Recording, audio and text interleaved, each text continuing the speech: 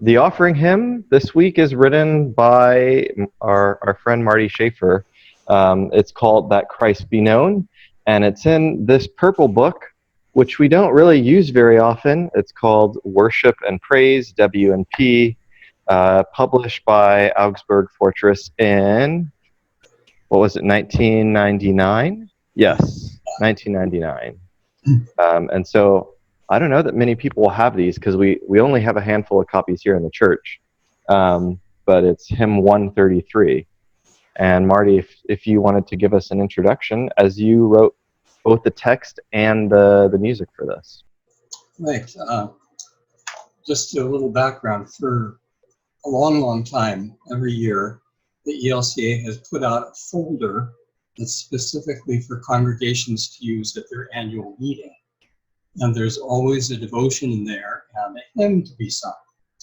And so I decided I would try writing a hymn for that folder.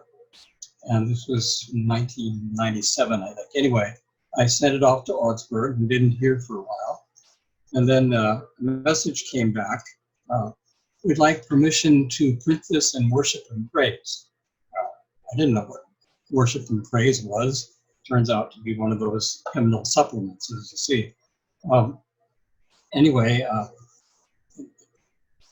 so I said, okay, and there it came. There's sort of a follow-up story to this. A few years later, I wrote a hymn called Song of the Sacraments, in which the entire hymn has to do with what we are doing in worship, which is what I do on this hymn, just on the first verse only. Anyway, I sent it off to Susan Briel. I was in contact with her regarding a conference at that point, and her response was, be careful about writing a description of what we do in worship. She told me that Gail Ramshaw had said to her once, be careful of using such poems. She's sort of following that along to me. And my answer was, well, there are a lot of people in the pews who really don't know why we are doing what we're doing. And it seems to me once in a while a hymn that explains it a little bit might make it more meaningful for them. Anyway, what I ended up writing was in the text, what we do in worship is said very briefly in the first verse, and that Christ is known in these actions.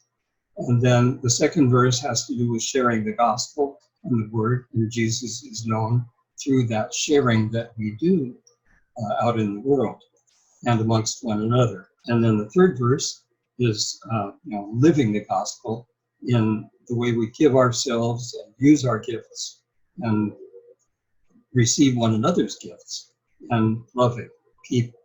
And Christ is known through that. So that's basically what the text is about. And then the tune, I think, is fairly simple. It goes in easy 4/4 time. And by the way, it's not fast. 1, 2, 3, 4. The accompaniment is intended for keyboard. It's kind of funny, the editors decided to put guitar chords in, and looking at it, it looks like almost impossible to play. It's intended for piano. So you have the accompaniment songbook, do you, Daniel?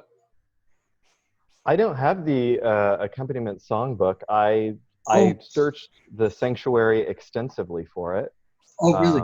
Okay, yeah. I thought it was there above all that electronic stuff that there. It's okay, a long. I'll check again. I didn't check near the electronics, so maybe. Yeah, it's a long book. Looks like the one for the blue book. I might as well go check that now.